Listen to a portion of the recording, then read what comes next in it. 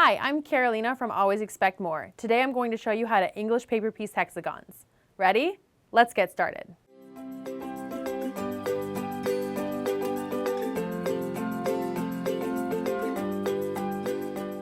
For English paper piecing hexagons, you'll need some supplies. You'll need fabric, your English paper piecing hexagon shapes. We're using 1.5-inch hexagons, some sharp scissors, sewing needles, a glue pen for basting, a comfortable thimble, thread, and some kind of marking pen.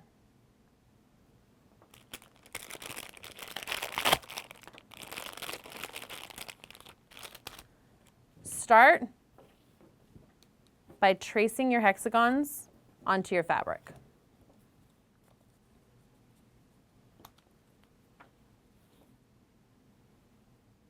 You can use a water-soluble pen, or you can use a graphite pencil on the back of your fabric.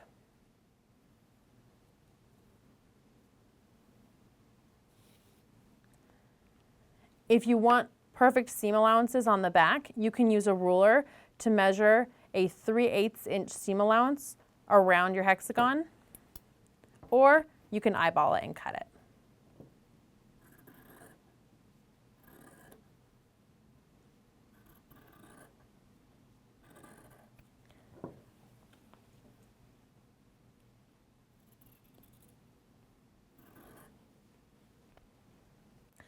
You'll want to cut a variety of different fabrics for an interesting look. Once you've cut your fabrics, you'll need to baste them. There are techniques for thread basting hexagons, but that takes a lot more time. This is a quick and easy way to secure your fabric to your paper shapes. Start by adding a line of glue along one side. If you can, avoid getting glue right on the edge, but if you get a little glue on the edge, it isn't the end of the world. Finger press your fabric down. Do the same thing on the opposite side. When you attach this side, you want to attach it smoothly with a teeny bit of tension, but don't stretch your fabric. Stretching your fabric will make it really hard to insert your needle between the fabric and the card later on when we're sewing. Now, go around the other side and glue the fabric on all sides of your hexagon.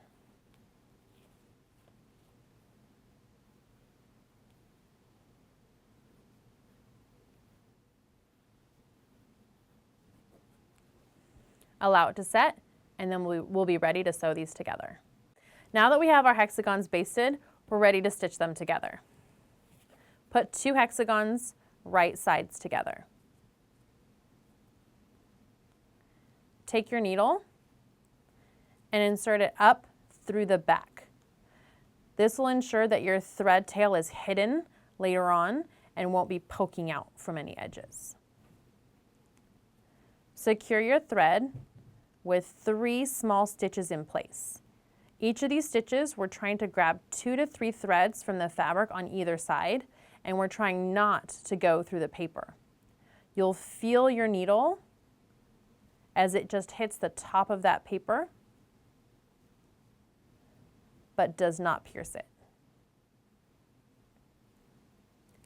Once we've done our 3 stitches in place, we're going to stitch all the way across the seam with stitches that are between 1/8 and 1/4 inch apart. Each time we want to grab just 2 to 3 threads from each side and not go through the paper.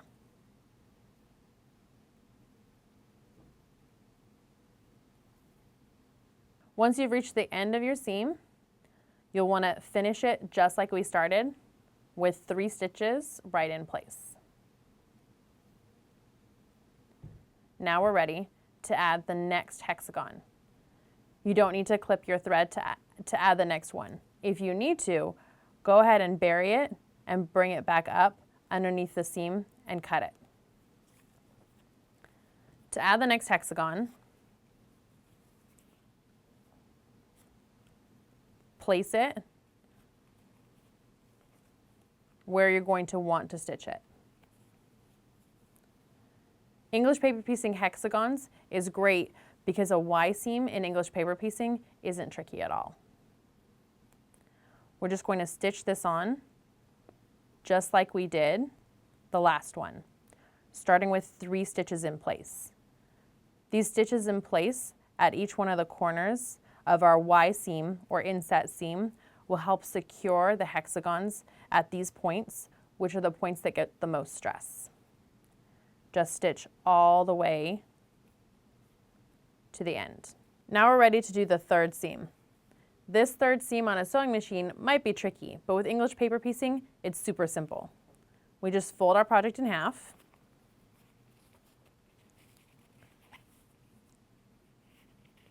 line up the seams, and sew. If holding this is a little bit too much stress on your hand, you can feel totally comfortable just creasing your paper. And we'll sew this seam just like we did the others. Bringing our thread up,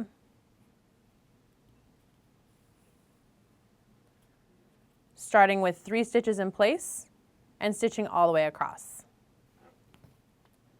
Keep adding more and more hexagons all the way around.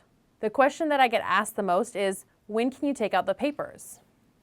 You can take out the papers as soon as this piece has been supported on all sides or when you're finished with the project. To take out the papers, simply pull back the fabric.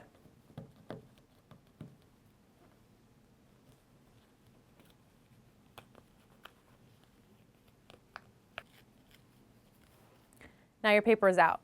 You can absolutely reuse these papers over and over again until they start to lose their shape.